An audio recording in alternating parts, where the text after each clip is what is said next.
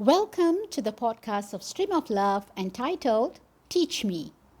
Psalms 86 verse 11 reads, Teach me your way, O Lord, that I may walk and live in your truth.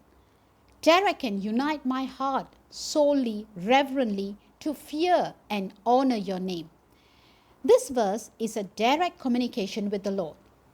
Teach me is from the first person voice, a personal asking and desire. A petition which is being petitioned before the Lord. And it is not a petition which is being compelled on you or expected of you, but rather, as what we read in the book of Isaiah chapter 26 and verse 9a, my soul yearns for you, O Lord, in the night. Yes, my spirit within me seeks you earnestly. In other words, it is a seeking of its own, a free willing desire. But the important part of this request is, teach me your way. Not my way, or your friend's way, or someone else's way, which has worked for them, or the ways of the success stories of the yesteryears, but rather your way, which is the Lord's way. Now, each time we ask the Lord to teach us His way, there is a price attached to it. Because imagine you're asking Him to teach you His way and He wants to teach you patience. What happens is that He will put you in a situation which may be challenging and have people around you who might be testing your patience. And that is Him teaching His ways. Just like on-the-job training, His is on-the-job learning. Next, when we ask Him to teach us His way, we are literally asking Him to become our teacher, and we become His student. And what does a teacher do? A teacher teaches and then assigns assignment. The purpose of the assignment is to gauge the student's understanding about the day's teaching. Am I right? And why does the teacher do that?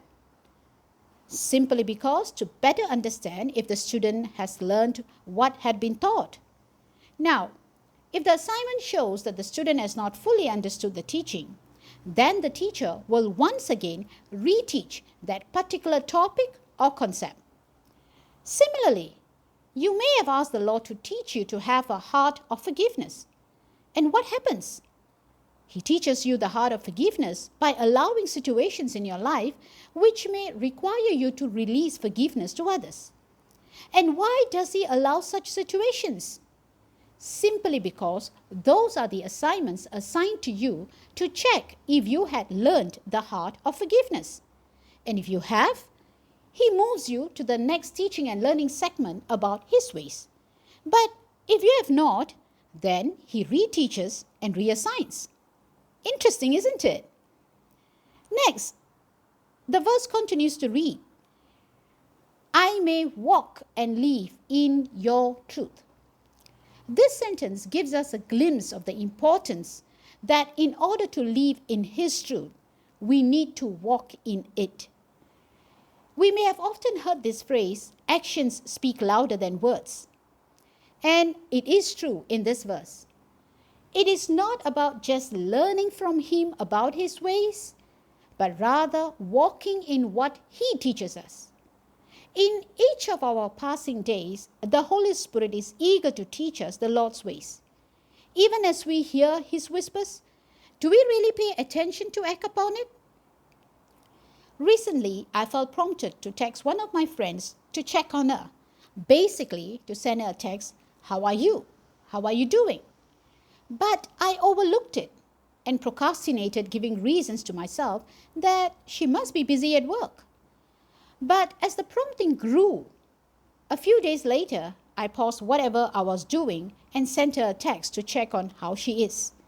And was surprised to hear that she had been down with COVID-19 in the recent days and had been quite ill. Immediately, I repented in my heart and apologized to my friend for not reaching out to her when I felt prompted to. Now, it was a simple teaching of His way. Reach out to a friend to show care.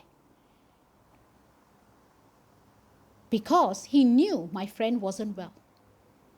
But did I walk in what he prompted me to? No. And why no? Because of my own valid reasons and procrastination.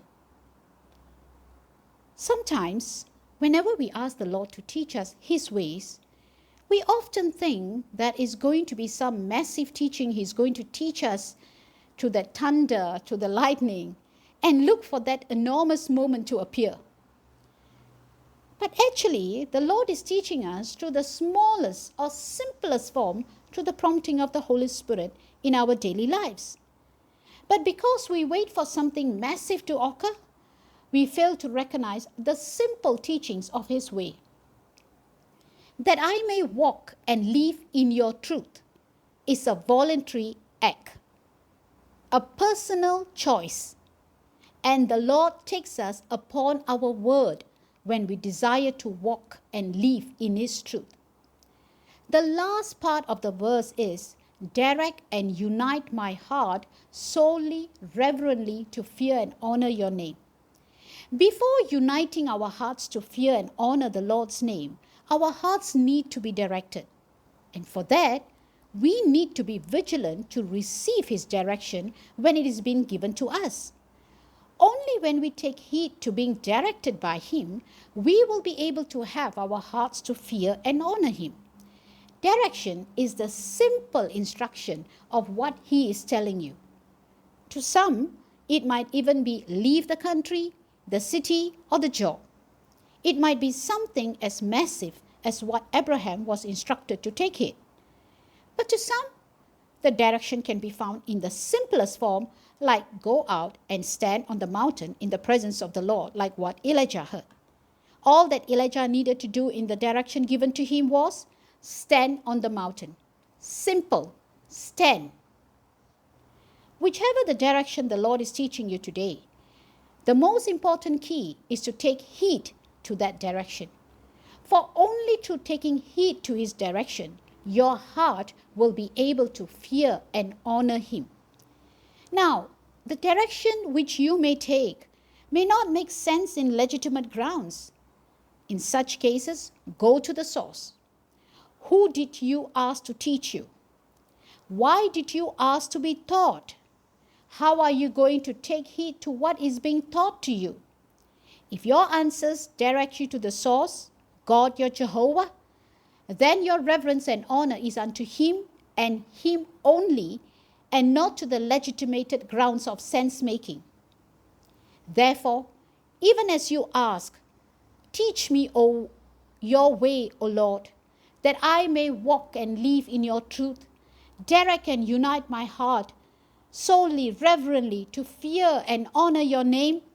Remember, it is your voluntary asking, and there is a price to be paid with that asking.